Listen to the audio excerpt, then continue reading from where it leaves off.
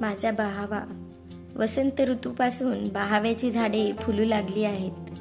त्या बहाव्यांना समर्पित वसंतात फुलावा मनाचा बहावा. त्याचा बहर कोणी डोळे भरून पाहावा. बस निघाली, वारं लागू लागलं, तसे मी आनंदानं डोळे मिटले. शेजारी आई बाबा होते. त्यांची बडबड सुरू होती. ती असले तरी सनी नव्हता. त्याला कामामुळं आमच्या बरोबर येणं जमलं नव्हतं. गाडीनं वेग घेतला तसा विचारांनाही वेग घेतला. गावाला जायचं हा सुट्टीतला ठरलेला कार्यक्रम असायचा. माझ्या लहानपणाला गावाची एक संपन्न नक्षीदार किनार होती. त्या नक्षीमध्ये काय नव्हतं. आता मी खूप मोठी झाली आहे. माझी आणि गावाची सुद्धा परिस्थिती बदललेली आहे. पण मी गावाला आले आयुष्यातल्या एका महत्वाच्या वळणानंतर. बसमध्ये बसल्यानंतर मन नकळत लहानपणीच्या काळात गेलं. अशीच एकदा गावाला चाललेले होते. शाळा नव्हती म्हणजे मज्जाच की. उन्हाळ्याची सुट्टी होती. बस धावत होती. संध्याकाळची वेळ होती. रस्ताही मोकळा आणि रस्त्याच्या दोन्ही बाजूंनाही दूर दूरवर मोकळं होतं. क्षितिजापर्यंत नजर घेऊन जाणार. रस्त्याकडेला दुतर्फा मोठी झाडं आणि त्यामागे पसरलेली हिरवीगार शेतं. शेजारी वाहणारी आकाशही ज्यामध्ये आपलं निळं रूप न्याहाळत होतं. अशी नदी, तिच्यावर विहरणारी बगळ्यांची पांढरी पांढरी रांग, या साऱ्यावर पसरलेलं तिरपं झालेलं पिवळसर ऊन, ओनवून धरतीच्या खांद्यावर जाता जाता जाता बागडून घेणार. सूर्याचा लाल केशरी गोळाही डोंगरामागे लपू पाहत होता. हवेचा तप्तपणा कमी होऊ लागला होता. मनाला उगा हुरूहुरू लावणारी वेळ असते ती. काहीतरी मनात उगा डोकावत राहतं. अवखळ वय असलं तरीही हुरहुर जाणवत राहतेच. पक्षी घरट्यांकडे परतत होते. गुरं घराकडे परतत होती. त्यांच्या गळ्यातल्या घंटा किनकिन वाजवत मीही त्यांच्यासारखीच आता घरी पोहोचणार होते. आता गाव जवळ आलं होतं. माझे केस वाऱ्यावर भुरभुर उडत होते आणि त्या वाऱ्यावर स्वार होऊन माझं मन कधीच गावात पोहोचलं होतं. गावातल्या मोकळ्या हवेची आणि वातावरणाची काय मजा असते ती. शेतात हुंदडणं, त्या विहिरीतल्या उड्या, आंबे, करवंद आणि अंगणातल्या जागलेल्या रात्री गोष्टी ऐकत ऐकत झोपी जायचं. अर्ध्या रात्री अर्धीच गोष्ट ऐकून किती धमाल. पण एवढंच नाही, गावाला आजी असते. आजी, माझी आजी प्रेमळ कुणाला आवडत नाही. माझे नाव खरं तर मोहिनी आहे, पण अजूनही मी तिला कुकुल बाळ समजून गुड्डीच म्हणते. मला ते नाव आवडत नाही, पण आजीच्या तोंडून ऐकताना तेही गोड वाटतं. माझी आजी आहेच तेवढी गोड. मुरलेल्या मधासारखी, गोरीपान, हसऱ्या चेहऱ्याची, ठसठशीत लालभडक कुंकू लावणारी, केसात चापा मारणारी, खणाची चोळी घालणारी आणि त्यामध्ये शोभून दिसणारी. आजीचा माझ्यावर खूप जीव आहे. मी भेटले की आजी माझे गालगुच्चे घेते आणि एकदा तरी म्हणते की गुड्डीना थेट माझ्यावरच गेलीये. गावाला आमचं मोठं शेत आहे. तिथं आजी आजोबा दोघंच राहतात. पण मला शहरात राहावं लागतं असल्याने मला त्यांच्याजवळ राहता येत नाही. स्टँड पासून घरी चालत जावं लागतं. आम्ही घरी पोहोचलो. आजीनं आमच्यावरून भाकर तुकडा ओवाळून टाकला. मला वाटतं मी आता मोठी आहे आणि तिला वाटतं मी अजून छोटीच आहे. तिला ते तसं वाटणं हेही मला आवडतं. तिने मला जवळ घेतलं तेव्हा तिने केसात माळलेल्या चाप्याचा परिचित वास आला आणि माझी धमाल सुरू झाली. आमचं गाव तसं छोटसच आहे. गावात एक मारुतीचं फार फार जुनं देऊळ आहे. त्याचे नाव रोकडोबा. त्याच्यावरूनच गावाचे नाव पडले, रोकडोली. दुसऱ्या दिवशी शनिवार होता. आजी मला देवळात घेऊन गेली. देऊळ पण काय भारी. काळ्या दगडात बांधलेलं. देवळाच्या पलीकडं एक बांधीव तलाव. खाली उतरायला पायऱ्या, त्या पायऱ्याच्या जवळच बकुळीचं एक डेरेदार झाड. हे झाड म्हणजे त्या देवळाचं जणू काही आडदांड रक्षकच. बकुळ फूल वेचताना, त्याचा वास घेताना मला नेहमी वाटायचं की हे झाड त्या देवळाच्या सुरुवातीच्या काळापासूनच इथं असावं. खरं काय ते रोकडोबालाच माहित. दर्शन झालं, 2 वेळा प्रसाद खाऊन झाला. खोबऱ्याचा मोठा तुकडा तोंडात कोंबून मी निघाले तलावाकडं. नेहमीप्रमाणे आजी माझ्या माग, ती बसली बकुळी खाली. मी दडादडा पायऱ्या उतरून पाण्याजवळ गेले.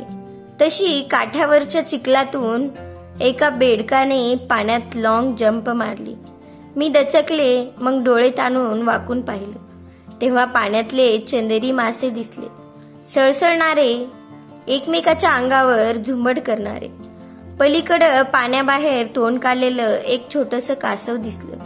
हे असं पाहणं दरवेळेच. मग मी परत वर आले.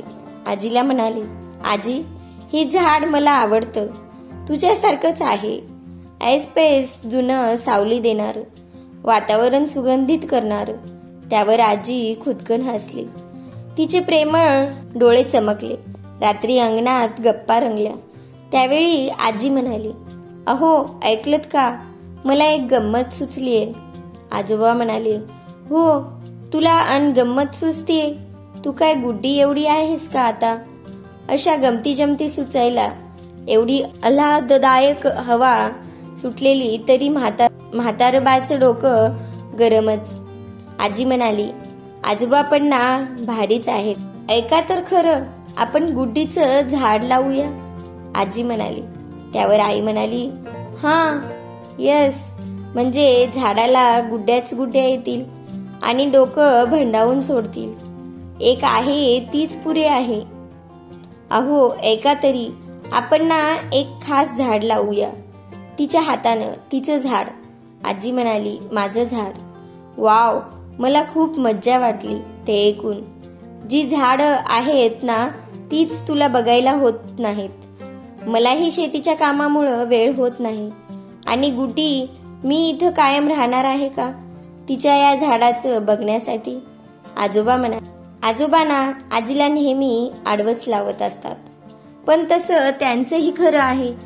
गावाला दोघं राहतात. त्यात आजोबांना शेतीची 100 कामं. गडी माणसं असली तरी लक्ष हे द्यावंच लागतं. आजीलाही एक काम असतं का? बिचारी दिवसभर बिझी असते, तिलाही वेळ मिळत नाही. आजीला झाडांची एवढी आवड, फुलांची एवढी आवड, पण अंगणात एक पारिजातक आणि हिरवा चाफा एवढी 2च मोठी झाडं आणि सदाफुली. बाकी झाड लक्ष न दिल्याने सुकूनच जायचे. आजोबांनी असं बोलण्याची आणखी एक बाजू म्हणजे त्यांना वाटतं की माझ्या बाबांनी गावीच राहावं, तर बाबांना शहरातच हवं असायचं. या मोठ्या माणसाचा सगळा घोळच असतो. खरं तर माझे मिशाळ आजोबाही प्रेमळ आहेत, पण त्यांच्या यातून ते कधी जाणवतच नाही. मला काही नाही बाई, गावात राहायचं तर राहायचं की, गावात शाळा आहेच की, आणि शाळा सुटली आजी की पाठशाला. पण आजी काय आजोबांना जुमानते होय? ते काही नाही. झाड लावायचं म्हणजे लावायचं. गुड्डी, कुठलं झाड लावूया? मला माझ्या शाळेच्या वाटेवरचा फुलल्यानंतरचा डेरेदार बहावा आठवला. पिवळ्या फुलाचा, ब्राईट लेमन येलो कलरचा, परीक्षा जवळ आली की फुलणारा. आजी, बहावा, मी म्हणाले. मस्त ग गुड्डे, आपण बहावाच लावूया. स्वयंपाकघरातून मला दिसेल असा लावूया. आपल्या गावात कुठेच बहावा नाही बघ. बहाव्याचं रोप गावात कुठलं मिळायला? पण आजीनं ती व्यवस्था केली. मग माझ्या हातानं ते रोप लावण्याचा कार्यक्रम झाला. आजी मिश्किल आजोबांना म्हणते कशी, जमाना बदललाय म्हणून बरं. डझनभर नातवंड असती तर डझनभर झाडं झाली. रात्री झोपताना माझ्या मनात बहावा, स्वप्नात बहावा, पहावा तिकडे बहावा. सकाळी उठल्याबरोबर मी अंगणात गेले. झाड मोठं झाले का ते पाहायला. खुळी मी, झाड एका दिवसात कुठलं वाढायला. पण माझं मन आज होतीच माग. कोवळ्या उन्हात शीतल वाऱ्यात प्राजक्ताची फुलं वेचत. ती जवळ आली तसा त्या फुलांचा मंदसा सुवास आला. अहो गुड्डाबाई, झाड असं लगेच वाढतं असतं का हो? तुम्ही पण ना. तसं असतं तर तुम्हीही पटापट मोठ्या झाल्या नसतात का? अगं वेळ लागेल याला बहरायला. 4-5 वर्ष लागतात. पण एक आहे, छान फुलेल हो बहावा तुझ्यासारखा. गंमत म्हणजे तू जेव्हा जेव्हा सुट्टीत येशील ना, तेव्हा तेव्हा तो बहारलेलाच असेल. सुट्टीत तू येणार म्हटल्यावर माझं मन बहरतं ना तसा. त्याच कालावधीत म्हणजे वसंत ऋतूत फुलू लागतो तो उन्हाळाभर. त्याला उन्हाळी सुट्टी नसते काही तुझ्यासारखी. मी हसतच सुटले. मग म्हणाले, ओके, पण तरी कधी फुलणार ते मी कसं सांगू? आजी म्हणाली. सुट्टी संपली. आम्ही पुन्हा शहरात आलो. पण शाळेत जाता येता बहाव्याचं ते ठराविक झाड दिसलं की मला तो गावाकडचा बहावा आठवायचा. अजून फुलायला खूपच अवकाश असणारा. पुढच्या उन्हाळ्यात आपण कधी एकदा गावी जातोय असं मला होऊन गेलं. सुट्टी पडली. आम्ही गावाला गेलो. मी गेल्या गेल्या त्या झाडाकडे पळाले. झाड मोठं झालं होतं, पण त्याचा तो तेजस्वी पिवळा रंग नावालाही नव्हता. अशी 4-5 वर्ष गेली. एकदा आजी कधी नव्हे ती यात्रेला गेली होती. म्हणजे आजोबांनी तिला जाऊ दिलं हेच विशेष. पण ती तिकडच देवाघरी गेली. मी यवांना तशी मोठी झालेच होते. पण आजी गेल्यावर मला आणखीनच मोठं झाल्यासारखं वाटलं. गाडी थांबली तसे विचार थांबले. बाबा चहासाठी खाली उतरले. मग आई आणि मीही उतरले. चहा पांचट होता. रंगावरूनही कळत होता. आजीच्या हातचा चहा आठवला. मस्त घट्ट घरच्या दुधाचा. मनात आलं आजीची आठवण कशा कशात भरून राहिलीये. सनीला मेसेज पाठवला. त्याला माझी काळजी लागून राहिली असणार होती. गाडी निघाली पुढं आणि मन गेलं माग. पुन्हा एकदा माग माझी कॉलेजची परीक्षा संपली होती. सुट्टी लागली आणि आम्ही गावी निघालो. आजी गेल्यावर मी पहिल्यांदाच गावी चालले होते. बसमध्ये भरारा वारं तोंडावर येऊ लागलं. मी डोळे मिटून घेतले आणि मला आजीची आठवण आली. माझ्या मिटल्या डोळ्यात पाणी आलं. आता गावी गेल्यावर माझी प्रेमळ आजी नसणार होती. बाकी सगळं असलं तरी मी तिला मिस करणार होते. आणि हे फर्स्ट टाइम होणार होतं. अचानक मला तिची हाक ऐकू आली, गुड्डी. आणि मी एकदम डोळे उघडले. आता आजी कधीच दिसणार नव्हती. ती कधीच मला गुड्डी म्हणून हाक मारणार नव्हती. आता कुणीच मला गुड्डी म्हणणार नव्हतं. कुणीच. मी पुन्हा डोळे मिटले. मला पुन्हा हाक ऐकू आली, गुड्डी. हा आवाज सनीचा होता. तो मला लाडानं गुड्डी म्हणतो. त्यानं मला अशी हाक मारली की एकदम स्पेशल वाटतं. आणि एक म्हणजे तो मला सगळ्यांसमोर या नावानं हाक मारत नाही. सनी पलीकडच्या सोसायटीत राहतो. त्याची आणि माझी फ्रेंडशिप झाली ती एका कारणामुळं. त्याच्या घरापाशी बहावा आहे. त्याच्या रूमच्या खिडकीतून थेट खालचा तो बहावा दिसतो. टॉप अँगल न पिवळ्या रंगाची छत्री पहिल्यासारखा. माझा अगदी घराजवळ बहावा आहे हे मला ठाऊकच नव्हतं. माझी शाळा संपली, कॉलेज सुरू झालं. तसा शाळेचा रस्ता बदलला आणि वाटेवरचा बहावा भेटायचा बंद झाला. पण मला पुन्हा बहावा भेटलाच. आणि सनी सुद्धा. त्याच्या खिडकीजवळचा तो बहावा कोवळा आहे आणि तो बरेच दिवस असा कोवळाच राहणार होता. कोवळा असल्याने तो हलक्या फिक्क्या पिवळ्या रंगाचा होता. आजीचं वाक्य आठवलं. ती म्हणाली होती, झाडं अशी पटापट मोठी होत असती तर तूही अशीच पटापट मोठी झाली नसतीस का? पण मुलं पटपट नसली तरी हळूहळू का होईना मोठी होतच असतात. सनी माझं सर्वस्व झाला होता. त्याच्यामुळे माझं आयुष्य एखाद्या बहाव्यासारखं भरलेलं होतं. मन भारून टाकणारं त्याने मला प्रपोज केलं. तेव्हा वसंताची सुरुवात झाली होती. बहावे फुलू लागले होते सारीकडे. आणि मनातही तो काही दिसायला हिरो वगैरे नसला तरी माझ्यासाठी मात्र जगातल्या सगळ्यात सुंदर तरुण होता. बसला एकदम गचका बसला आणि मी डोळे उघडले आणि एकदम मनाला जाणवलं की सनी खूप दिवस दिसणार नव्हतं. कसं तरीच झालं. तेव्हा वाटलं काही दिवसाचाच तर प्रश्न आहे. पण आजी ती तर कायमचीच गेलीये. मग आजोबांना कसं वाटत असेल. मला एकदम अंगणातलं पारिजातकाचं झाड आठवलं. ते झाड तिथंच वाढणारं, तिथंच फुलणारं आणि त्याची खाली पडणारी फुलं वेचायला आजी नसल्यानं ते तिथंच मातीला मिळणारं. गावी पोचलो. भाकर तुकडा ओवाळून टाकायला आता आजी नव्हती. आजोबांचा तरतरीपणा हरवलेला. जिंगसा पझलचे सगळे तुकडे जसेच्या तसेच जागेवर, पण त्यातला एक तुकडा हरवलेल्या हिरव्या चाफ्याचा. झाडही वटलं होतं. घरात सतत आजी आहे असं वाटत राहिलं. आता तिची हाक येईल, गुड्डाबाई चला जेवायला. ती नंतर म्हणेल, चल ग अंगणात जाऊ, नाहीतर रोकडोबाला जाऊ. पण नाही. आणि बहावा नुसताच वाढलेला ठोंब्यासारखा. त्याचा तो पिवळा दिमाग नसलेला का नाही बहरला कुणास ठाऊक. का तोही आजीच्या आठवणीमध्ये बहरायचं विसरला. त्या वर्षी मी रोकडोबाला गेलेच नाही. यावेळी आमचा गावचा मुक्काम लवकर संपला. जायच्या दिवशी सकाळी मी उठून अंगणात गेले. सकाळीही गरम होत होतं. मी बहाव्यापाशी गेले. त्या पानाकडे पाहिल्यावर आजी आठवली आणि बहाव्याला किंचित फुटवा आला होता. मन आनंदून गेलं. पण का असं हे आजीला का पाहायला मिळालं नाही. किती गेलीये म्हणून हे पिवळेपणा फुटायला लागलाय. मी ओरडले.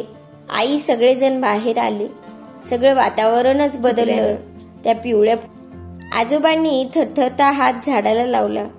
मग झाडाच्या आधारानं उभं राहून डोळे पुसले. हवेची एक झुळूक आली. झाड सळसळलं.